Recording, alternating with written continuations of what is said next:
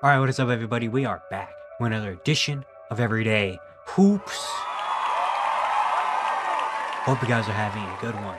Today, we have episode 11 of season 3 of the Look In series. Something I do at the end of each team season, where I go back, look at the team season, see what the future holds for them, and look into what this team is doing. Today's episode is on the Chicago Bulls.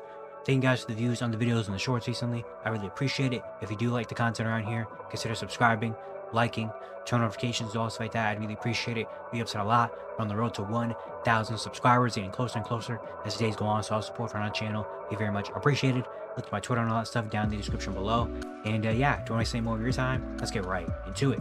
So today we're talking about the Chicago Bulls. The Bulls, they lost last night in the 9-10 playing game to the Miami Heat, and now they are out. The Bulls this year had a very interesting season.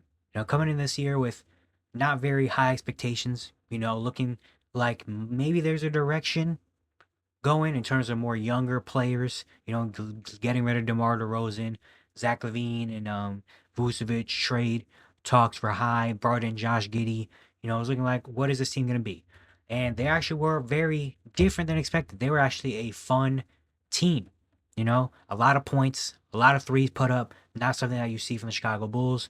We kind of had streaks where they started bad, then they were okay, and kind of went back and forth. Finally traded Zach LaVine at the deadline. Did not get rid of Nikola Vucevic, though. And then the second half of the year, they were probably one of the more fun teams to watch in the second half of the year. Went on big streaks. Josh Giddey had an amazing second half. Kobe White started to really hoop.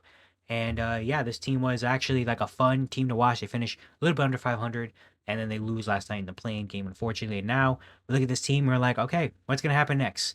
They did not trade Nikola Vucevic at the deadline, which was very interesting because he was having one of his better years in Chicago. I mean, 18-10 on 40% shooting from three.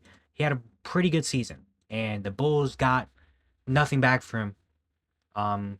In a very interesting move. We all know the GM for the Bulls, Arturas Karnisovas, has not really been great so far in his years in Chicago. And the worst thing about it is that he doubles down on a lot of stuff and says a lot of things where it's like, why? Like, he still wants his team to be competitive, still wants to sell out every night. And it's like, why, when this team is just not anywhere near good enough in the Eastern Conference? And not getting rid of Nikola Vucevic at the deadline was, I think, a huge miss for them.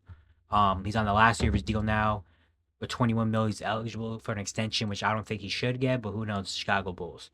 They did give it to Zach LaVine. It wasn't the greatest package, but also you're in a spot where it's like, what much are you really getting for Zach LaVine? I don't know. So they didn't really get much for Zach LaVine. Kobe White is interesting. He's eligible for an extension this offseason. He's going to get a lot because he's only getting paid 12 mil next year. That's going up by a lot because the last 2 years have been really good at Kobe White. And it's been speculation about a trade potentially. Thinking about, him being about 24, 25, how much, what is he really on this team? Is he a future centerpiece of this team? Is he just a really good scorer? What is he in the future of this team? So we don't know there. Josh Giddey, obviously, it's a big question mark. He's going to be a restricted free agent, up for a lot of money in this offseason, wants a lot of money. It's been known that he wants a lot of money. And the second half of the year was amazing. I mean, he was having 20 and 30-point games, triple doubles, hitting half-court game winners, and he was electric in that second half of the season. It showed. It probably put a lot more money in his bank account after that second half of the season. And so now it looks like the Bulls are probably going to have to pay him because, I mean, that's what they do. They pay Patrick Williams 18 mil per year, and this year was not very encouraging for Patrick Williams at all. Now Josh Giddey's probably going to get some of that money. And then besides that, the only thing I really love about this team is you have Matas Buzelis, who also showed in the second half of the year that he's got a lot of potential. And I really think Matas is going to be a really good player for this team, and he's a future centerpiece of this team. I like the confidence he brings, the athleticism he has, the defensive capability, his size. I just like a lot of things about Matas Buzelis, and I think he's going to be a really good player for the Bulls. So at least I have that hold on to. Besides that, I don't really know what the future is for the Chicago Bulls. What is it? Vucevic is still around. How long is he going to be more around for? Is Patrick Williams ever going to be the player that they want him to be? I don't know. At this rate, it's been 4 or 5 years, and he still hasn't really shown anything. Kobe White, how long is he going to be in this team? Are they going to give him an extension to make him kind of a centerpiece of this team with him, Matas, and Josh Giddey as a big three? Not big three conventionally, but our 3 core players. Or are we going to trade him this offseason and try to get something back for him? How much are we paying Josh Giddey? I would assume he's up for an extension on his rookie deal. Is he a player that we think is going to be something for the future? Dalen Terry's up for an extension. How do you think he's going to be a part of this future? So it's like Lonzo Ball is still here. We still have Kevin Herter, Zach Collins, like Jalen Smith. We still have. There's still a lot to kind of be decided on the Bulls' future, and I don't really know what to think of it. Like, I don't think it's the worst thing you can have because you have Montas Buzelis, but it's not crazy. It's not loaded with talent where it's like, oh man, we have this, and this. We're gonna be good in 5 years. Like in 5 years, and so not even 5, maybe in 2 or 3 years. I don't know where the Bulls are gonna be. The Bulls might still be here. They might still be a 33 to 38 win team and just be average because I don't really know. Clearly, the front office is showing signs that they're not full on tanking. If they wanted to full on tank, they should have done it a year or two ago. They haven't done that yet. So obviously, and all the things that the Carney Silva says, he wants to still compete and win games at some level. He doesn't want to bottom out and be a 15-win team, even though that's probably what should happen for the Bulls. But they're never gonna build and put a competent enough roster uh, to be good. Like maybe they can make a 8 seed, 7 seed, sure. A playing appearance, absolutely. But in terms of actually progressing this team and getting better and better as years go on and being a good team, he hasn't really shown that they could put pieces like that together yet. And this team is just not good enough to be that good in the Eastern Conference when you are battling with teams like the Pacers, the Magic. I'm not even talking about the Celtics and all of them. Even battling with the Pistons now, the Pacers, the Magic, the Hawks even are probably in a better spot because you have Trae Young at least. The Raptors, I love the Raptors' future. You have Scotty, BI, RJ quickly, another lottery pick. Like, even then, you have at least something to hold on to. I believe the Raptors are going to have a pretty good year next year. Miami is still going to be decent when you have Tyler Hero and Bam Adebayo. So it's like this team, Philly's going to be, you have to assume Philly's going to be back next year. And who knows what happens if Washington gets the number one overall pick and all of a sudden it's Cooper Flag over there. Who knows? Who knows what happens with the Hornets if LaMelo Ball and Brandon Miller have a healthy year and they bring in another top 5 pick? Who knows what happens there? I'm not saying they're going to be better than the Bulls. I'm just saying there's maybe a little bit of a world where they're at least okay, maybe not playoff, but at least okay and competent enough to compete with the Bulls. So it's like, what are we doing in Chicago?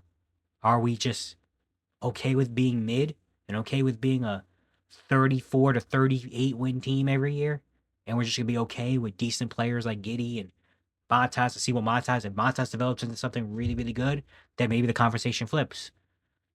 But we just don't know. The Bulls are just kind of in this weird limbo, and they've been in this weird limbo for the past feel like 3 or 4 years, where they're never good enough to be like feared and actually like competitive enough to be taken seriously, but they're not bad at all. They're just kind of like, okay, they're here, they exist. They'll get a 9 seed and 8 seed in the play-in and maybe win a game and make an 8 seed, or we lose a game and we don't make the play-in and now we're stuck with the 13th pick again.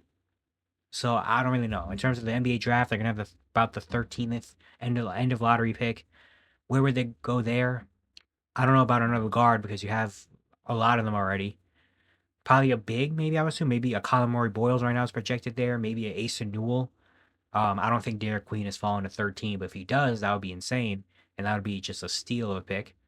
Yeah, maybe like Colin Murray Boyles, Asa Newell. Maybe like, do you reach for Thomas Sorber out of Georgetown? Do you reach for Danny Wolf out of Michigan? I don't know how much I love that, but I think a big probably would be the best here, or a wing, another wing wouldn't be too bad. Maybe you get like Liam McNeely, more big. I don't want another guard. I don't know if Jake Richardson, Kaspar's, unless you're not keeping Kobe White or Josh Giddey, then sure. But I assume like those two are gonna be there. And I assume adding another guard into this mix, and I would assume Dalen Terry's kind of like a guard-ish, like they don't need another guard. A forward or a big is going to be the way to go. Colin Murray Boyles, Asa Newell, I think Thomas Sorber, maybe you could reach a little bit, or a wing like Rasheer Fleming or Liam McNeely, or would be the best here for them. But yeah, the Bulls are just kind of the Bulls right now. They're just kind of here in this weird middle. Are they going to pick a direction this offseason? I'm not really going to say yes or no because you would think maybe do we go on full-on rebuild, but then they're going to give Josh Giddey $30 million potentially. I don't know if you giving someone $30 million, you consider that a rebuild. You know, Kobe White might get a lot of money. Vucevic might be on this team next year. They might trade Vucevic, but still have some guy. It's just, I just don't know what the direction is. I don't know what the future looks like for the Bulls. That's really what it is. I don't know what the future looks like. Like they could be a team in 3 years that they. I wouldn't be too shocked if they were the exact same. They're in the exact same spot where we're not good, we're not bad, we're just kind of mid. We have some decent players, and we're just going out and fighting for a 9 or 10 seed every year. Like I wouldn't be surprised if that's kind of what the Bulls are. I don't expect it to get better. The only way I expect it is to be either we're the same, or we finally maybe commit to the tank. I commit to a full-on rebuild. Let's go get a star player, a young star in the draft, and try to get a top 5 pick. And let's reset all of this because none of this is really working right now. Yeah, that's kind of where the Bulls stand. I don't know what their future holds. I don't know what the direction is really of this team.